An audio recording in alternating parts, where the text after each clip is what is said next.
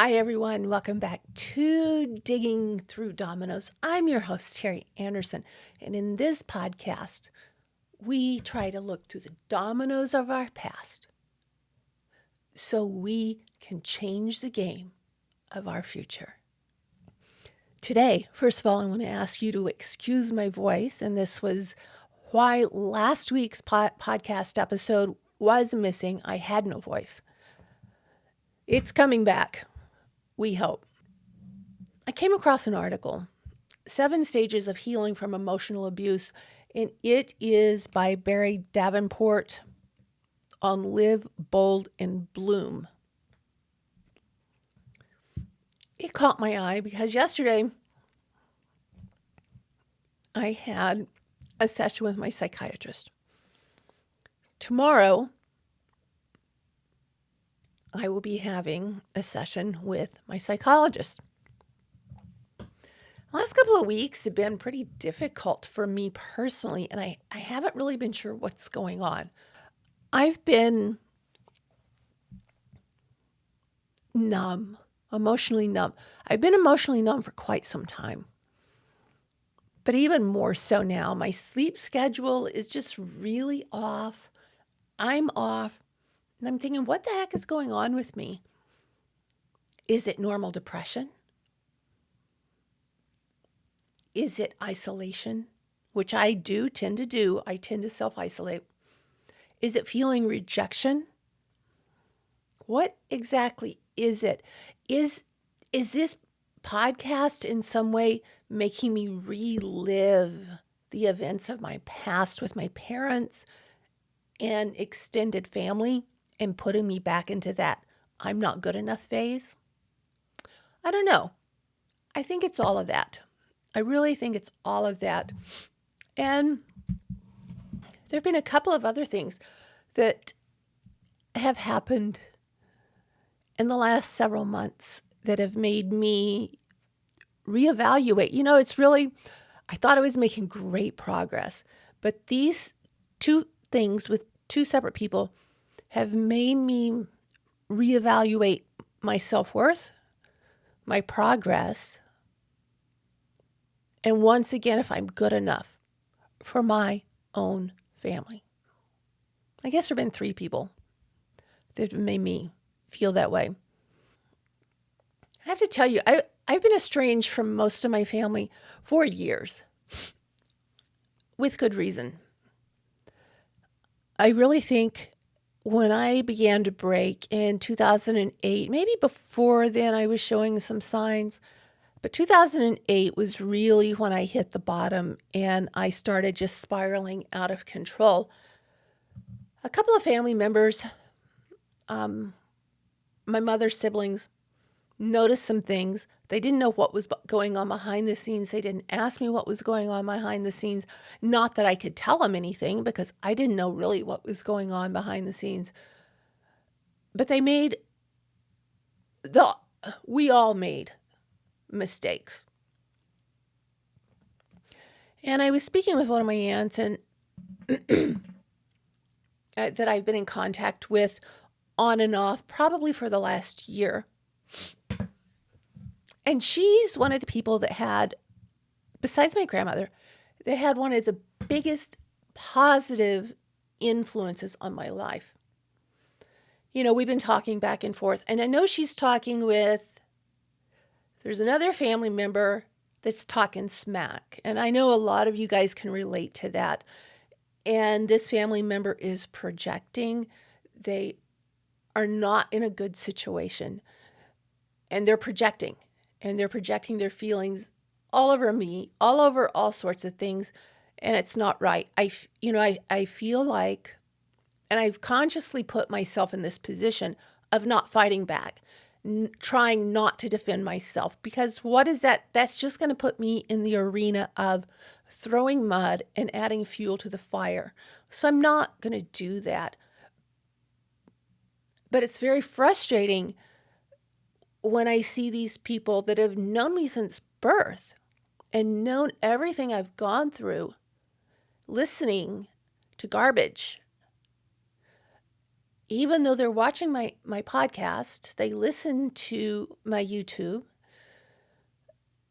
they can see the changes in me, but yet I'm not good enough to get back into even a monthly conversation with them. Texts go unanswered. So that's hard because I've had to make the decision that, okay, that's the way they feel. It breaks my heart. Kind of in a way, I see in that situation, I see everything I've gone through and all the work that I've done on myself. And I think many of you can relate to this. All the work that you've done on yourself is ignored by your family members, by friends. I've had friends that have done the same thing. And I think a lot of it goes back to my last thing on judgment and not being able to differentiate the person you were before, the person you became, and the person you developed into. They're just looking at that one part. And that's real hurtful. That's very hurtful. And, I've got to realize that that's their decision. I can be hurt. I don't think that they're meaning to hurt me in any way, although that's what's happening. And then I had a situation with someone that has been in my life for, since like 2003, 2004, something like that, reach out to me. And I thought we were doing really well. All of a sudden, I'm ghosted. So what does that do? That triggers my abandonment feelings. There's some more situations I really don't want to go into. But when I came across, I was talking to my psychiatrist and he said, what's going on? Something's wrong. So I don't know. I don't know what's going on. I feel numb. I feel that I'm completely regressing. I feel emotionally exhausted. I'm feeling really not crazy, but just fed up because my sleeping rhythm is off. So I know something's bothering me.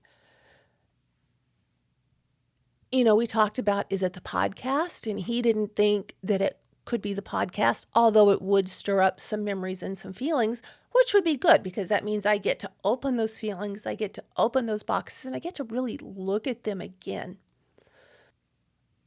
And he said that I've been going at such a pace that I could be tired.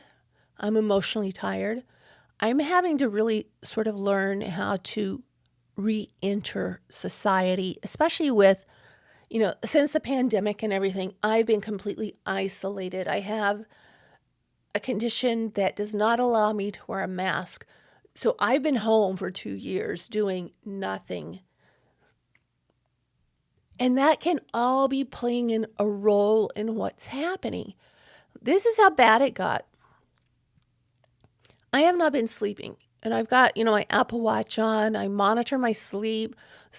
I was getting great sleep, like 85 and above in quality. All my sleep just had been good. And in the last 3 weeks or so, it is mega effed up. I don't know what the heck's going on, but that tells me something that I've learned from past. Is there something going on with me that I need to figure out? Because I don't want any type of explosion, which I don't think is going to happen. I've really, in a way, mastered disengagement. If a topic comes up that is prickly to me, or I know it may lead into an argument, I disengage. If someone starts calling me names and doing things like that in the attempts of trying to get me to engage, I back off. So that's a huge accomplishment, but it's emotionally tiring. The other day I walked in on a conversation that I know I wasn't supposed to hear. And I didn't mean to walk into it. All I did was walk up to the garage. I'm planting all this lavender that I got on my excursion with my son a couple of months ago. I'm planting like major lavender in this huge yard of mine, and the soil sucks. So I have to walk up a set of stairs to get into the garage to get this other bag of soil. So I do that, and I walk into a conversation, and what I heard was very concerning. It was very concerning to me in several ways. I think the most concerning part about it was a conversation I was not supposed to hear. It wasn't about me. It didn't have anything to do with me. Someone was confiding in someone else about another issue.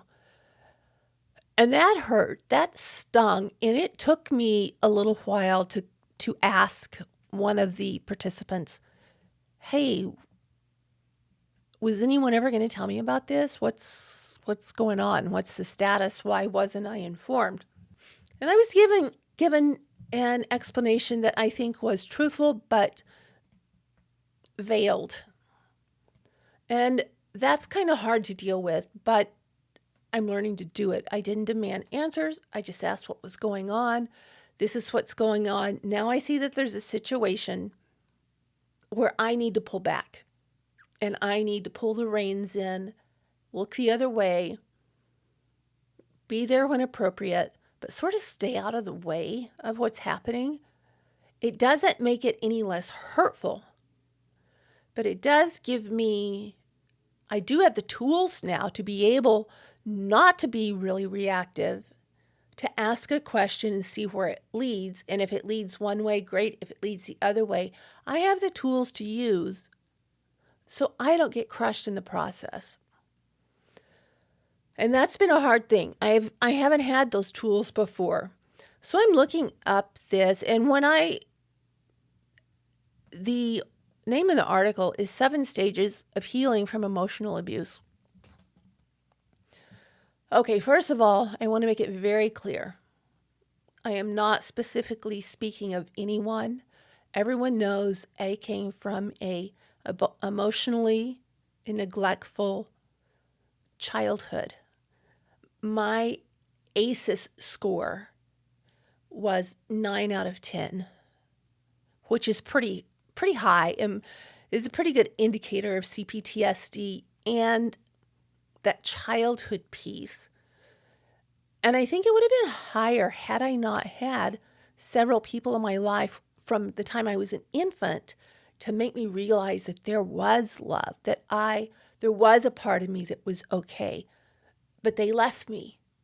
It wasn't malicious. One had to move away, and the other one unfortunately died. And I was left to have to deal with parents that they had traumas of their own. And I realize that now. And that really does make it a lot easier because I can say, I can clearly see the traumas they had. And I can clearly say those traumas they had nothing to do with me. It had everything to do with their actions that affected me.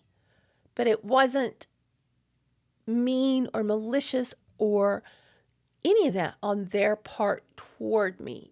It was their own trauma that was speaking. So that's really helped. So along with my traumatized childhood, the things that happened afterwards, every relationship that I got into was one I should have never been in the first place. Some of them I got out of quickly. Some of them I didn't. And every one of them have left marks on me. Because I didn't, here I am, I was coming at everything the wrong way. I was very combative. I think one thing that we have to do when we come into relationships or are born into a family like that, you have to become tenacious and you have to be able to take care of yourself because no one else is really going to do it. And even though I developed that characteristic, I didn't always use it appropriately. I didn't have a model to use it appropriately. Is that an excuse? No, it's a reason that I'm just finding out at 60 years old. I had this characteristic that is wonderful. Being tenacious is incredible. But if you think about it, having to have that as a life skill, that's really sad. That's really sad. And I know a lot of you guys struggle with this too. I mean, the messages I get, the letters I get, I take such a personal interest in the people that write me because they share my story. They share my story. And I felt so alone for so long. I think I've talked about this before, but several years ago, it was after my father had died, so it was probably 2008. I was in Texas at the home of one of my mother's sisters, my aunt, and her other sister was there, and one of my cousins was there. And they were having a conversation in the kitchen, and I felt excluded from that. They were in no way trying to exclude me, but I was too afraid to include myself on what was happening. And you guys know me. If you've watched my videos, if you know me in person, you know I'm outgoing with people I don't know. I'm very outgoing with strangers. I'm very gregarious. I love it. But when it gets into a situation like that, when people are so close to me, it left me with not really knowing what to do, even though one of them was one that really took care of me when I was a child. And my aunt mentioned that to me, that she remembered that time. And I walked into the living room away from them, and she did. She came after me and she said, "What's going on?" I don't remember exactly what I said to her. I think, but I can't be certain, it was something along the lines of, I don't belong in that conversation. I don't feel comfortable. I don't know if those were, like I said, I don't know if those were the words or not, but that's what I was thinking. So I'm not in any way referring to any one relationship in this whole thing. But I wanted to go over this article because I found it really interesting. And it's 7 stages of healing from emotional abuse. And it starts out with, I think they're speaking, well, I know in this article they're speaking of a partner type relationship. But there is one that I had like that recently, within the last 5 years, that this would apply to 100%. And we're going to go into that another day because it's one that really opened my eyes to how easily I could be manipulated and how easy it was for me, how starved for affection, attention, and friendship I am, that I overlooked red sign after red flag after red flag after red flag after red flag until it got horrendous. But you know, the funny thing about that is the good part of the relationship was the best I'd ever had. And it healed so many things in me emotionally that could not have been healed without that relationship, even though there was a bad side to it. So I'm very thankful for that. But we need to go on that into another time. All right, 7 stages of healing emotional abuse. He says, you left your abuser. After years of manipulation and verbal assaults, you're finally free. Although now you have to face the emotional recovery. And I tell you, that's hard. That is like climbing a mountain with nothing but your fingernails and your toes with no gear. It's scary, it's hard, it's painful. But it's something you really have to do if you want to progress in your life. It says you had, and this happened with the last relationship I was telling you about, you had the courage to say enough is enough and make the excruciating decision to say goodbye to someone you once loved or may still love. But you knew how toxic and how bad that relationship was, and you drew the boundaries and you got out. When I did that, and this is the relationship I was referring to before, I felt exhilarated. I felt in control of my life. Really, for the first time in my life, I felt control of what I was doing, although there's a lot come with that. That's like a whole separate series. And then he goes on and he says, but another part of you, maybe even the bigger part, feels devastated because of all of your hopes and dreams have crumbled. Yes. And that is a horrible feeling. Nothing's ever going to change with that person, and you know it's not going to.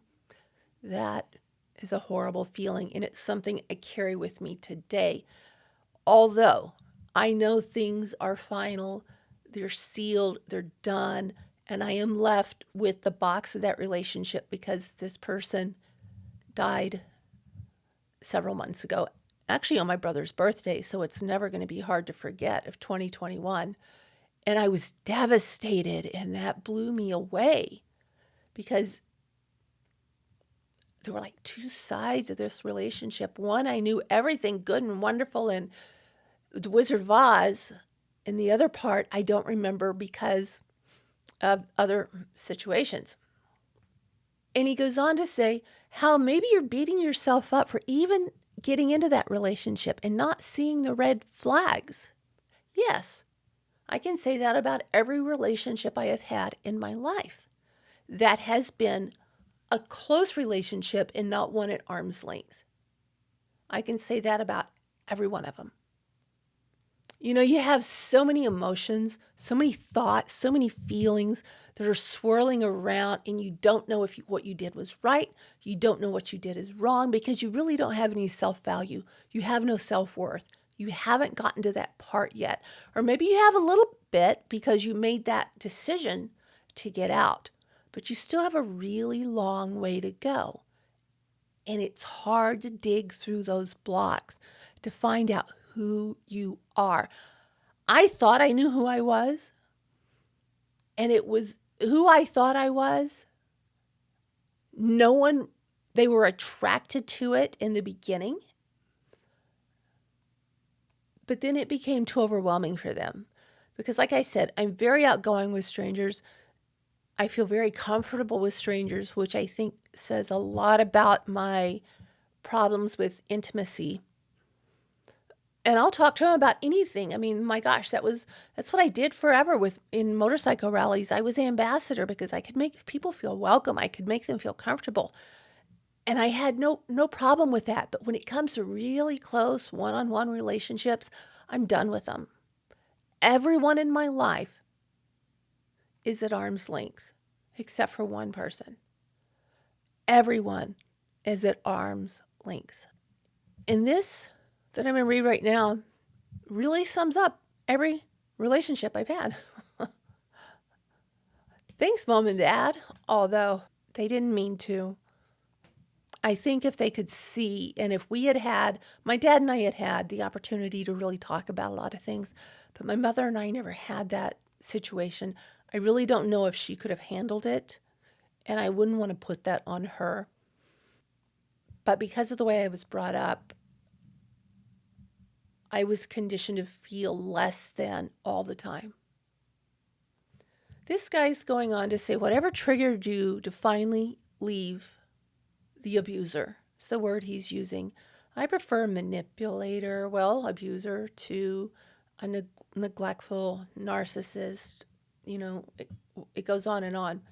You know that no matter how smart, attractive, and charming this person could be, there was another side of them that was completely unacceptable and harmful. You know, really, in my life right now, I think there are less than 5 people that I know, and they're in my mother's sisters, my son, my grandson, that I could probably end up trusting 90% of the time. Because now I understand a lot more. I didn't at the time, now I do.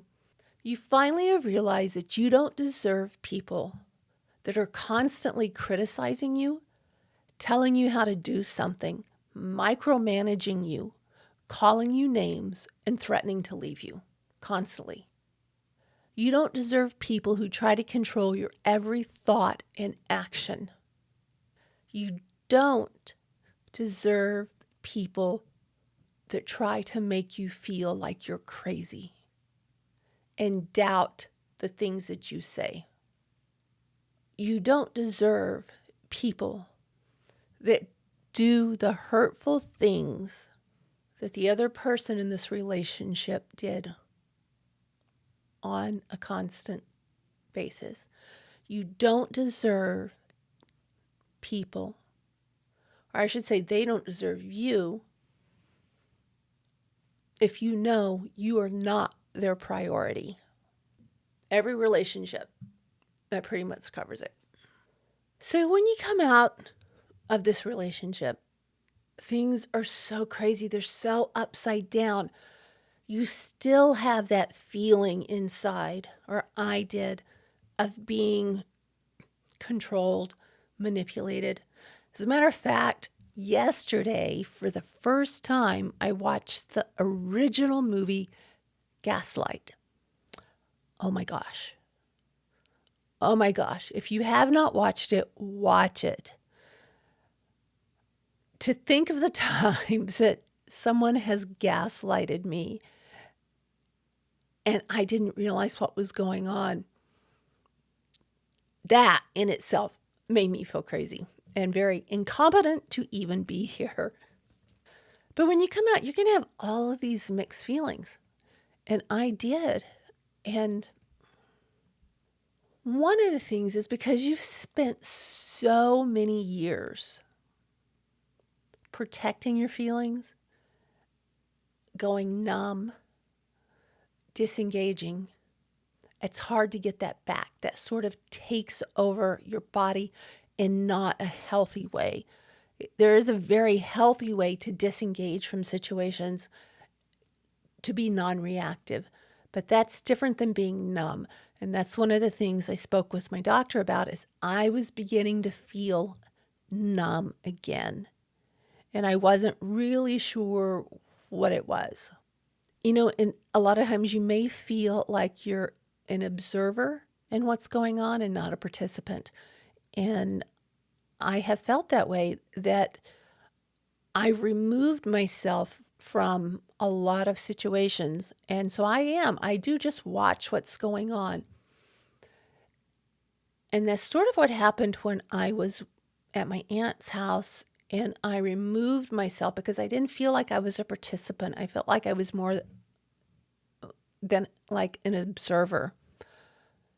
And I removed myself and went into the other room. And it's an uncomfortable feeling, but that's something that we deal with and something we have to realize. Are you going to conquer that, or are you going to let it conquer you? But sometimes I think it's just we feel hopeless because nothing else has ever worked. We feel like we've not fit in. We've been put into certain boxes and we haven't been free to make our own choices a lot of times. And when we look back and choices we thought we made, those choices were actually made by others, and we were sort of pulled into that. And we thought we made those choices because it's easier a lot of times, with at least with me, to think that and not think, dang it, someone got one over on me again. I feel like an idiot. And after years and years and years of not feeling good enough and like you don't measure up, this caught up with me after leaving my parents and after a couple of very bad relationships. I became more of a people pleaser. I would do what they needed, and to the advantage that it overrode? Is that my needs? I was wearing myself down by being and doing too much for other people. Now, I know a lot of that came in with having foster kids, and I had disabled kids, and there was so much that had to be done that it had to be done. I had no choice, but I had to do it to hopefully help these kids have a better life, help them cope after coming out of such terrible situations. But it tore me down. It was really not a role I should have been in because I didn't have the ability to draw a boundary, to draw a line and say, I can't do this anymore, and really make it stick. So I went through and that's a hard one. Should I have done it? Should I not? In one way, yes, because all those kids that came through as foster kids could see that there's a different way of doing things. But when I talk about or think about my self-preservation, I should never have done that because it ended up destroying me. And a lot of times this has happened to me too. I'm telling you, guys, I'm telling you from my experience, when you come out of a relationship like that and you feel so helpless and so worthless, you really want love and you want acceptance. And there's so many times that we can get sucked back into another bad relationship because we don't have boundaries and we're so starved for emotional connection, love, and a meaningful relationship. And something I read the other day that made sense to me because I felt like I was a target for so long. I felt like I was sending out these signals for these narcissists, these horrible people to pick me. But what in fact it is they kind of go to person to person to person to person. Most people with healthy boundaries won't let them in. And then they find a someone. Teri, come on.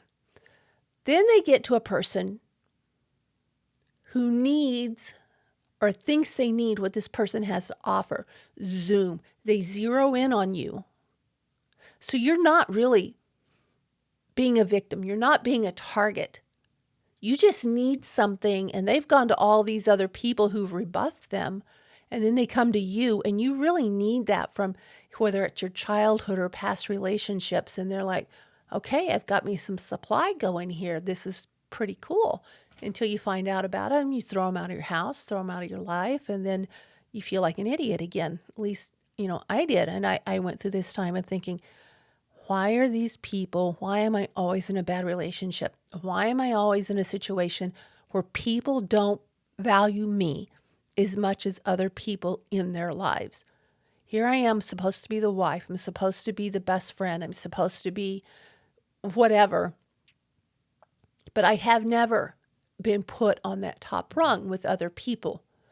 And that really hurts. And so I have to create that rung for myself. And I've just realized this, my gosh, 60 years old. I have to create that rung for myself. I have to make boundaries, which is nothing that I have ever done. But I've got to do that for myself. So if you feel like you're being targeted, just kind of look and realize that's why, and all the more reason you need boundaries, and you need to look into your past. You need to look into your relationships. You need to look into yourself and see what's going on, because you're not just sticking out like a neon sign, but you are available when these people go knocking on doors trying to find someone that they can take advantage of. I see all my relationships go in front of my face for that. It's also really hard for you, it was hard for me, to be compassionate with yourself and say, wow, I was blindsided. Don't beat yourself up. These are things that many of us grew up with believing from childhood abuse, neglect, other relationships, we don't have that self-worth. Don't beat yourself up. Use that as an excuse to find that self-worth. What are your good qualities? What have you done? What have you accomplished? What are your hopes, your dreams, your thoughts, your future? Reach for those instead of, oh, why didn't I?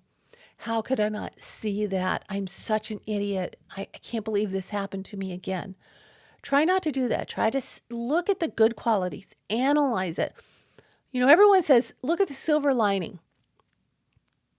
I don't look at the silver lining. I look at the storm now, because if I don't know what made that storm, I can't prevent it from happening again. And I think I'm just really coming into the place where I can look at the storm and say, oh my gosh, I did this and I allowed this to happen. I allowed this to happen. These are parts that I need to fortify of myself. I need to relearn. I need to retrain. I need to reprogram my brain that I am enough. I am good enough. And no, you don't get access to me. You can have feelings of intense anger at yourself, at your partner, at your friend, at your parents. But a lot of times what I found is anger for me is easier to express than fear. And that fear with me was, I'm not good enough. So I would fight back. I was very, very reactive a lot of times, trying to defend myself, and it didn't do any good. It just made everything worse. And so now I just disengage. I'm not going to get in a fight and call people names. I'm not going to react if you're going to say something hurtful and mean, or I'm going to try not to. I still will sometimes, but I really try to be non-reactive. And like I said, I have everyone in my life pretty much pushed at arm's length. Another thing that we get angry about is we feel like we've lost our identity. I feel like I've never really had an identity. I think I did have an identity, but I feel over time I had to modify it to make other people happy. And that I gave myself up because I didn't want to be accused. I didn't want to be lied to. Or manipulated. I gave a lot of my identity up.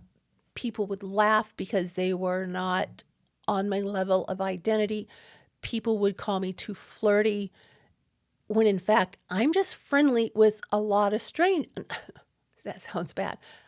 I love people. I love to talk to people. I love to chat with people. And I don't see that as flirty. I just see that as conversation. Flirty's like, hey,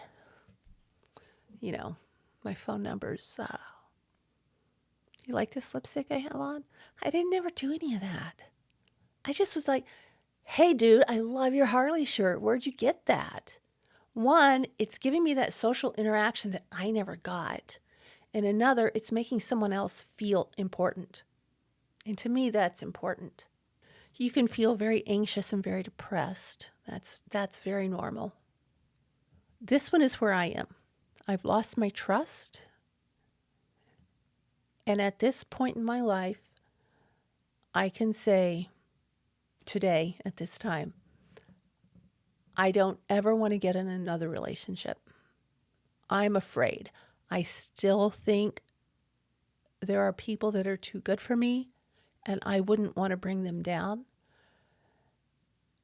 But there's a lot of fear. Are people who they seem? Because my judgment has not always been great. And I am very protective over myself right now. So here are some of the ways to heal and know that you're healing from emotional abuse. One of them is to listen to your head, not your heart. I think I've gotten that one down. My heart leads me astray because I like to help people. I like to be there for people. And a lot of the reason for that, in my mind, is I don't have to look at the hurts of my own. I can make myself feel like a worthy person because I'm helping someone else. And it makes me feel good. It makes them feel good. But you know what?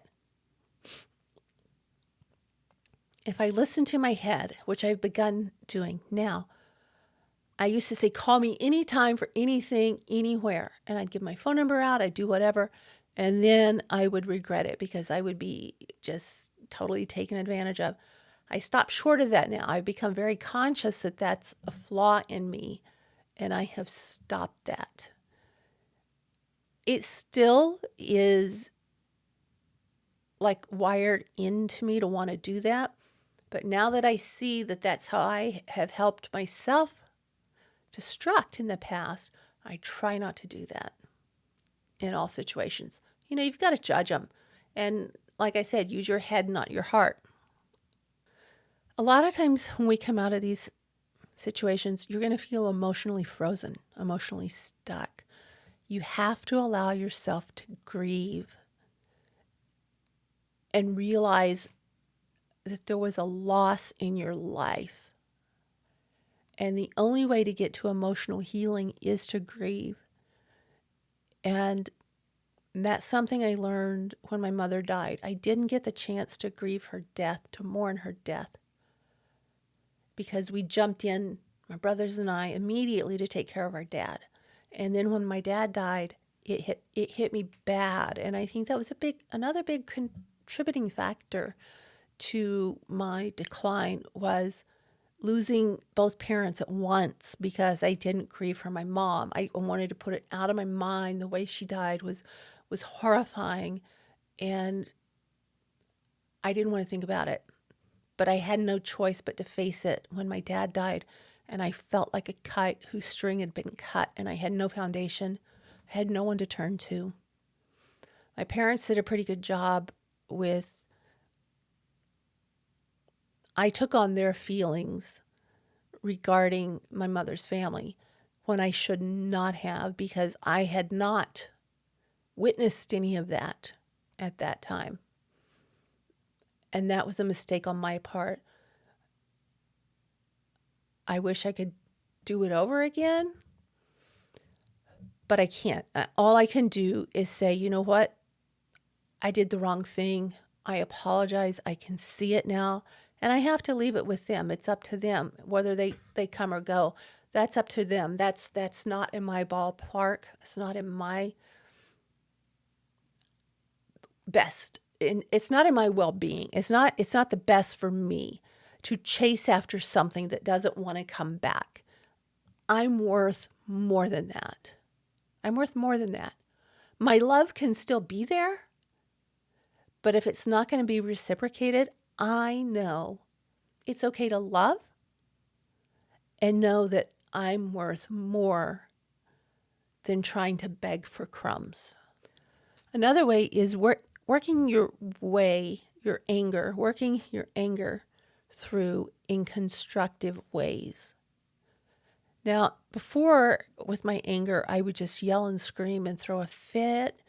Now, I really don't get angry that much. I get hurt. But when I feel angry, I'll breathe. I'll try to ground myself. I go through a mindfulness thing. What do I see? What do I smell? What do I taste? What is the temperature? Where am I? To bring myself back to the present and remind myself, am I angry or am I hurt? Most of the time, I'm hurt. Yeah, when a lot of money was stolen from me, I was extremely angry, and I think I had every right to be that way. But anger will consume you. Anger can destroy you. It's one of those things. It's in the past. I can't do anything to change it. I choose not to be angry about it. I choose to watch out next time. I choose to be more mindful next time. Another way you know you're healing and that will help you heal is do something to build your self-esteem. I did this and I didn't realize I was doing this. If you look back through a lot of my videos, my YouTube videos, I was like buying very expensive makeup. I was playing with makeup tutorials. I was really connected with my dog. I have a service dog that I've really, really connected to, and she genuinely loves me. I am her person. And that is so healing in and of itself. It's like this mammalian connection. They love us unconditionally. And you have to open yourself up to let them love you, love them back. My service dog, Karma, I am closer to her than I think I am anything in this world. And she has helped me heal. She's helped me love again. She's helped me trust again, at least with dogs. And she's she's a dog that I had been afraid of in the past. She's a German Shepherd. And that just showed me I have self-worth because she loves me unconditionally. I love her. She gives me something to do. She gives me something to look forward to. Making my videos, doing the podcast, taking pride in my appearance. Those are all things that help build my self-esteem. Reconnecting with old friends, calling people out when they're trying to violate my boundaries. Those always help build who you are because you can see the little steps you're taking to build a new foundation for yourself. Set little goals, small goals, and try to achieve them. Maybe it's getting up an hour earlier and taking a walk or going to the gym. Start with little goals. Those little goals will eventually turn into huge goals that you will be able to see. And with each one, your self-esteem is going to rise. Try to realize with each person that you feel you're not using your heart, you're using your head. And you know that person's not good for you, and you draw that line, that boundary, that gives you a boost in your self-esteem because you're seeing that you can, in fact, control your life. Look at your values, your opinions, and your beliefs. How do they line up now to where they were before? For me, they have almost completely changed. What are your core values?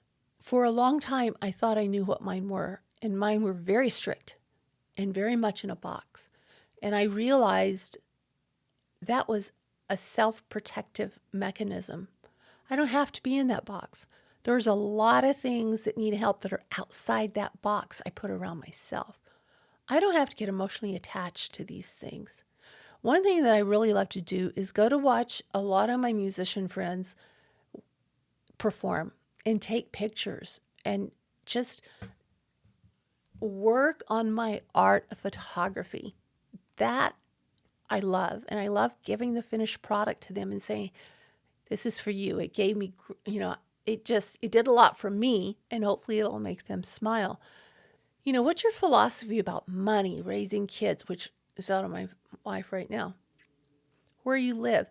I don't like where I live. I do not like Oregon. I don't like the conflict in Oregon. I'd rather be in a much more calm environment.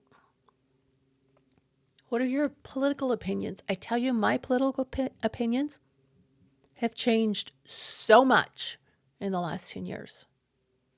I'm pretty much moderate.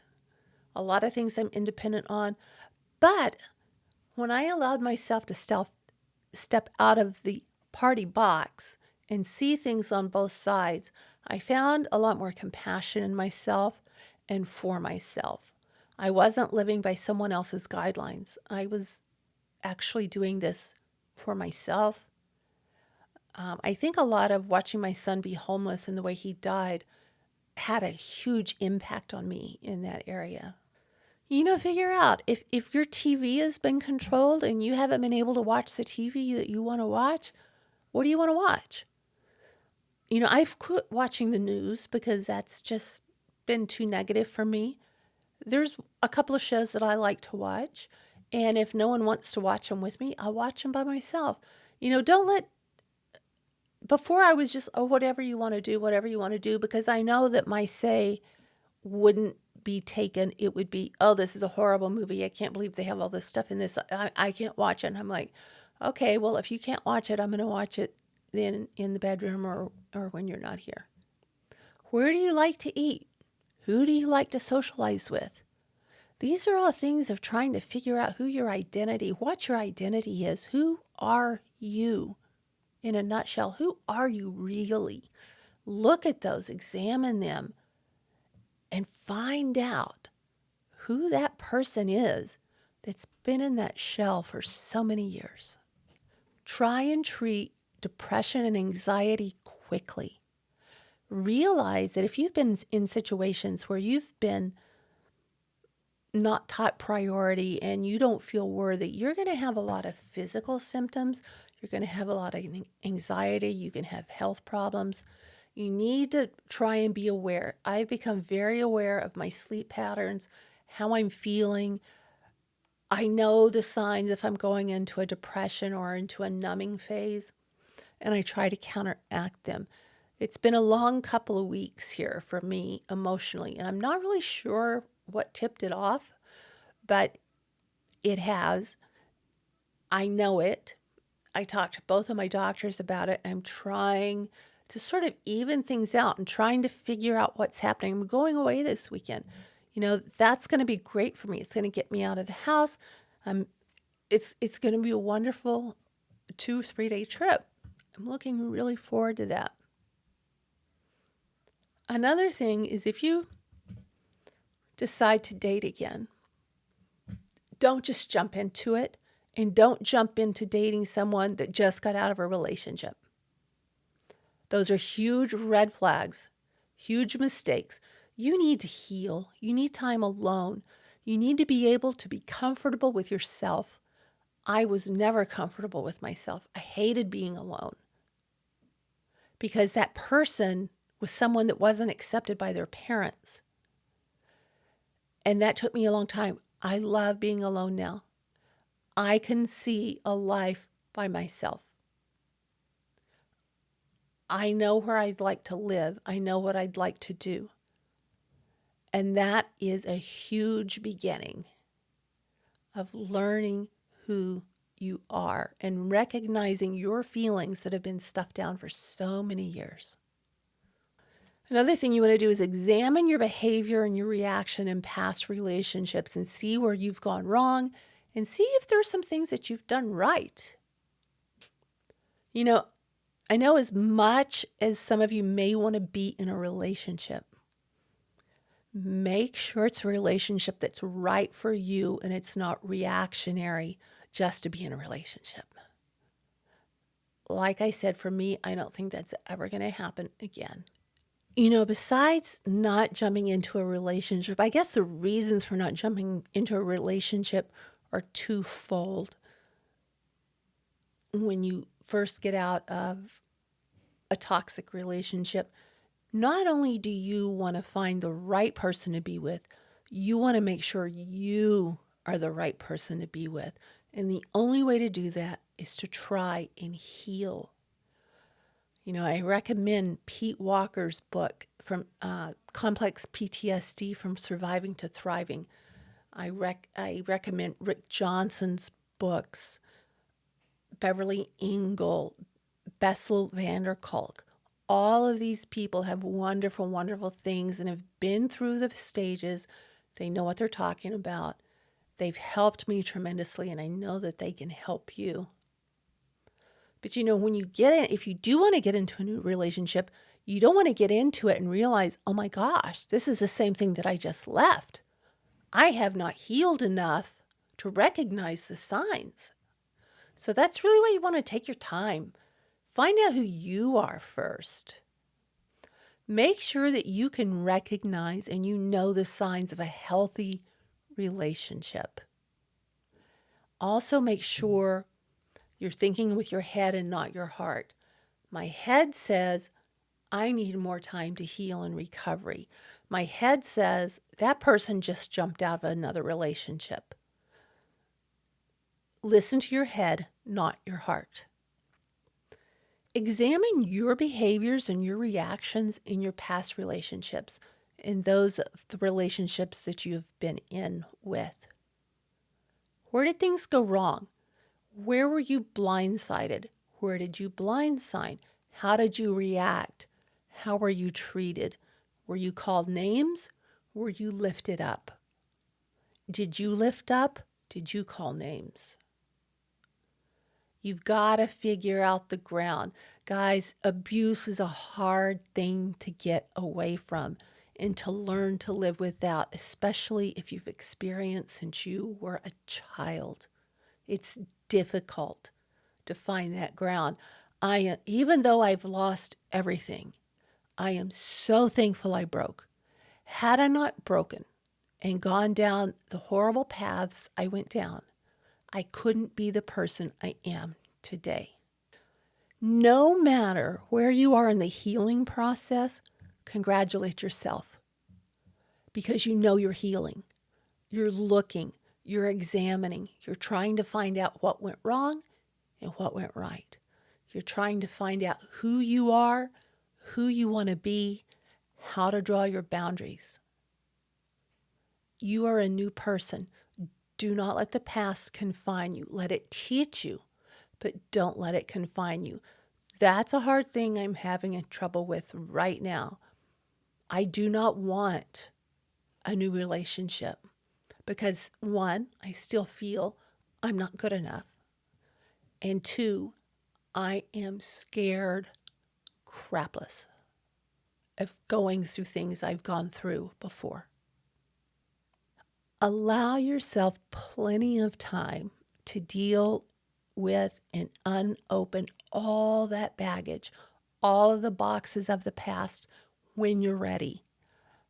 That's a big key. When you're ready, when you feel safe enough.